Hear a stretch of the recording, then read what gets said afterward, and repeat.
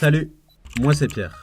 Cet été, je suis parti 32 jours traverser l'Inde, partant du Kerala au sud jusqu'à Varanasi, en passant par le Rajasthan et New Delhi.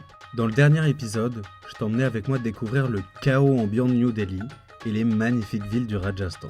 Aujourd'hui, je pose mes bagages à Agra, la ville légendaire du Taj Mahal et du Fort Rouge.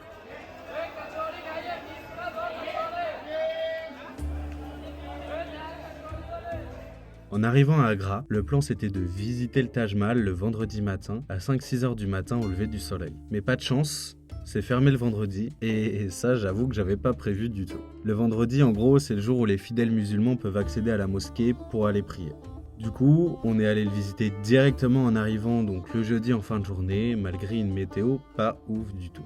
Et à peine arrivé devant la porte sud du Taj Mahal, des dizaines de personnes viennent te proposer de te guider pour la visite. Mais comme d'habitude en Inde, c'est des guides certifiés par l'État soi-disant, mais en réalité, t'en sais rien du tout si la carte qui te montre elle est fake ou pas. Les prix d'entrée au Taj Mahal pour les étrangers, c'est de 1100 roupies, donc environ 12-13 euros, et pour les locaux, c'est de 50 roupies, donc 50-60 centimes. Et après, une fois que t'as payé tout ça, tu peux te balader tranquillement, donc soit tout seul, soit avec un guide si t'as choisi d'en prendre un. Ah, et attends, j'avais oublié. Regarde-moi ces petits chaussons. En gros, c'est des chaussons que tu dois porter pour visiter l'intérieur, pour rien abîmer du tout. Pour être honnête, les visites, c'est pas trop mon dada d'habitude, voire pas du tout. Là, pour le coup, c'est beau en photo. Vous avez forcément dû voir une photo du Taj Mahal à un moment. Mais je vous avoue que de le voir en vrai, ça met une vraie claque. Je commence à comprendre pourquoi c'est considéré comme une des 7 merveilles du monde. Il y a qu'à voir les milliers de visiteurs chaque jour.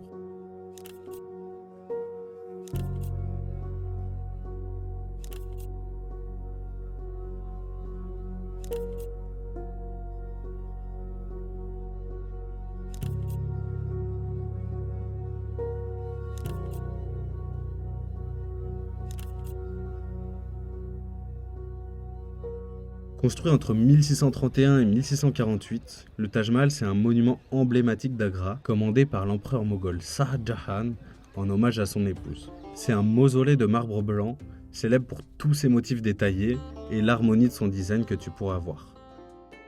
Et si tu sais pas ce que c'est un mausolée, en gros on peut résumer ça à un grand et riche monument funéraire, du coup qui va contenir le corps du défunt. Et cette construction, c'est pas juste un symbole d'amour de l'empereur. La construction du Taj Mahal a mobilisé plus de 20 000 ouvriers, dont des artisans venus de toute l'Asie pour leur expertise, notamment en travail de marbre et en incrustation de pierres précieuses. Et ça, du coup, ça a mobilisé des gens pour la construction, et ça en mobilise encore aujourd'hui pour l'entretenir. Ce qui est encore plus fou, c'est que le marbre du Taj Mahal, il est connu pour changer de couleur selon le moment de la journée. En gros, il apparaît en rose au lever du soleil, il va être blanc éclatant en journée et légèrement doré sous l'éclair de lune. Cette transformation, elle est due à la lumière naturelle tout simplement, qui va jouer sur le marbre et créer un effet presque magique. Bon, ça y est, la minute Stéphane Bern c'est terminé. Après la visite, on est allé dans un endroit considéré comme secret pour admirer le Taj Mahal, sans être au milieu des milliers de visiteurs. Le chauffeur de tuk-tuk qui recommande d'aller à un parc, en gros qui va être situé de l'autre côté de la rivière où se trouve le Taj Mahal.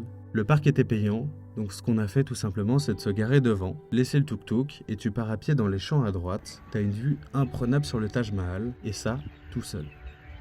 Si t'as l'occasion d'y aller un moment, je te recommande à 200% d'aller à ce point de vue. La vue est tellement dingue, t'es tout seul, en pleine campagne, entouré de vaches, à contempler le Taj Mahal.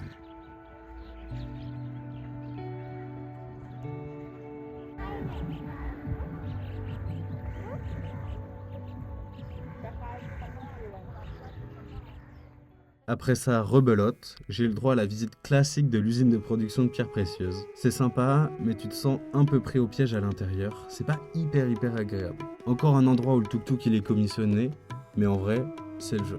Quand ça m'est arrivé la première fois à New Delhi, le premier sentiment c'était d'être saoulé. Comme une impression d'être pris pour un porte-monnaie ambulant, ou tout simplement d'être pris pour un con. Mais au final, je vous avoue que je m'y suis fait. T'y es confronté tout le temps, dans tous les cas que t'aies le choix ou pas, donc autant s'en amuser.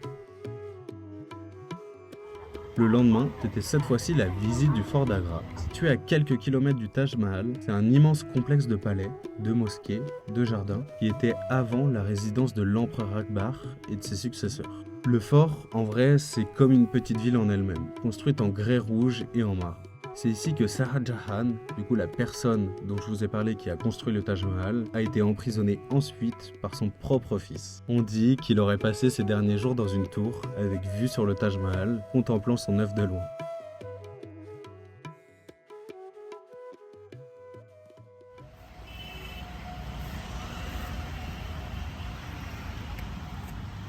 En sortant de la visite, rebelote, encore une fois, le tuk-tuk nous parle d'un ami, d'un cousin qui a une entreprise de tapis. Et je vous avoue que cette fois-ci, c'était plutôt sympa. En aucun cas je me sentais pris au piège. Tous les tapis étaient magnifiques, mais je vous avoue, quand t'as juste un sac à dos, c'est tout simplement pas possible.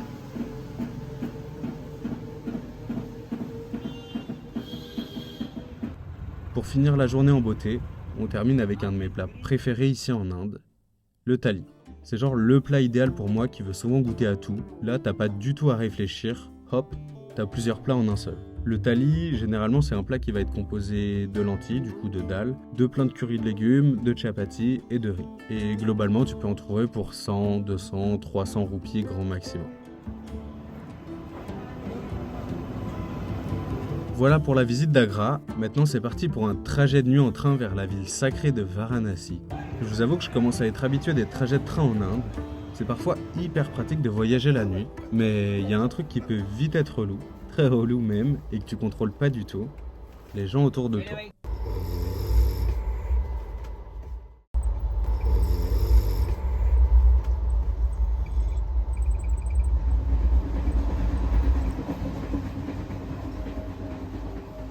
Bon, à part ça, en vrai, je suis tellement excité d'aller à Varanasi, vous pouvez pas imaginer. Au début du voyage, c'est une des seules villes où je m'étais renseigné. Et après plusieurs vidéos regardées, je voyais cette ville comme quelque chose de tellement fascinant, comme l'opportunité de découvrir la capitale spirituelle de l'Inde. J'ai trop hâte de vous montrer cet épisode. Avec du recul, Varanasi c'est la ville qui m'a le plus bouleversé du voyage en Inde, et dans tous les sens du terme. Je commence à vraiment bien aimer faire ces vidéos, mais je vous avoue que je manque de retours constructifs. Donc si tu peux me dire ce que t'en penses en commentaire, que ce soit pour améliorer cette vidéo ou pour la suite des vidéos, je suis hyper chaud.